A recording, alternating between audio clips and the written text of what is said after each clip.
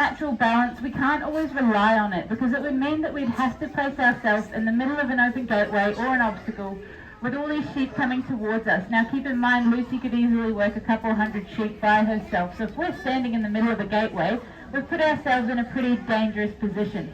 So to help us along the way, we've taught a few cues into Lucy. Now she's very clever and knows her lefts from her rights, so she's going to demonstrate her clockwise and anti-clockwise cues in a minute. Here we go, clockwise.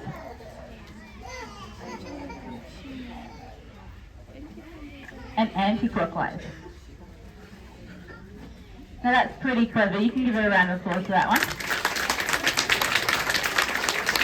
Now with these cues now trained into Lucy, Jonah no longer has to rely on natural balance. Now he can safely place himself to the side or behind any obstacle or gateway. Give Lucy these cues for left and right to push them on through.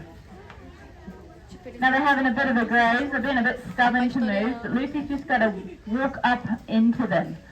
So all that backwards and forwards and movement is great, and it can help moving them, but sometimes they need to stop, position themselves in the right position and just walk straight into them. Sometimes if balance isn't working for us, we can then choose something called driving. And driving is when we put ourselves and the dog behind the sheep, combine our forces and push the sheep away from us.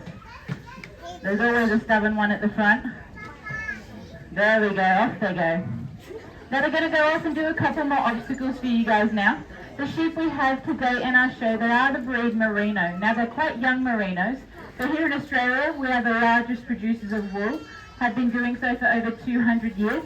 We export this wool to around 50 countries and are currently housing here in Australia around 70 million sheep, about 80% of those being these Merinos. So it can be pretty handy to have a working dog on your team when it comes time to moving these sheep. As a bit of an example, one day here at Lone Pine, there were 3 sheep that got out into a paddock where we didn't want them. Now we didn't have the dogs on us at the time, but we thought just 3 sheep, we'll ask some staff members to come help us move them back. Now it took 5 staff members to move those 3 sheep in one direction. Now we weren't very successful at all, so you can see how much of an asset they could be on stations working in large numbers. So being Merinos, it means they're a wool production.